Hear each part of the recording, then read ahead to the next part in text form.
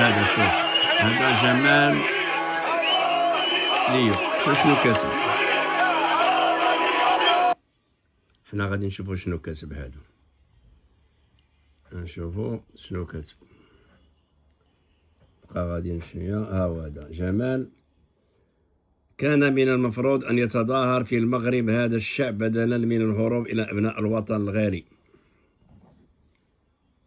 نحن الشباب المقهور نناشد جميع أبناء وطننا العزيز كبارا وصغارا بالخروج بقوة إلى الشوارع والوقوف صفا واحدا لتحرير وطننا من مطبعين الخونة. كاين شعب واعي ليس مطبعين يعبدون المخزن من قبضة الملك الطاغية وإسقاط نظام العبودية. من أجل ذلك ندعو كافة أطياف المجتمع إلى الالتفاف حول مشروع الاستقلال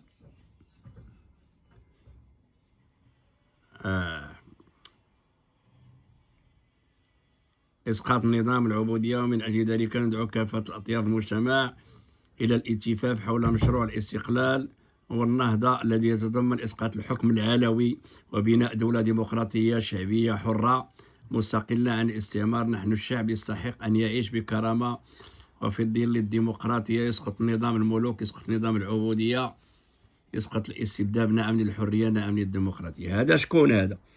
مغاربة غير مقيدين بحال الخرفان ديال هادو المغاربة. هذا شكون؟ ها هو هذا، شتي هذا بجاية اللي عامرة بالواد الحار في السونتر فيل. دايز الواد الحار والوسخ والطواغير والضو ما كاينش والما ما كاينش وما عندوش حتى باش يغسل التلاوه ديالو. هذا بجاية. يلا فسر لي هذا بجاية من الجزائر داخل عند المغاربه وباغي يسقط النظام. خدامين هما وبزاف اللي خدامين، راه كاين عدد كبير. هذا عطيتكم غير مثال واحد، وجمعوا راسكم.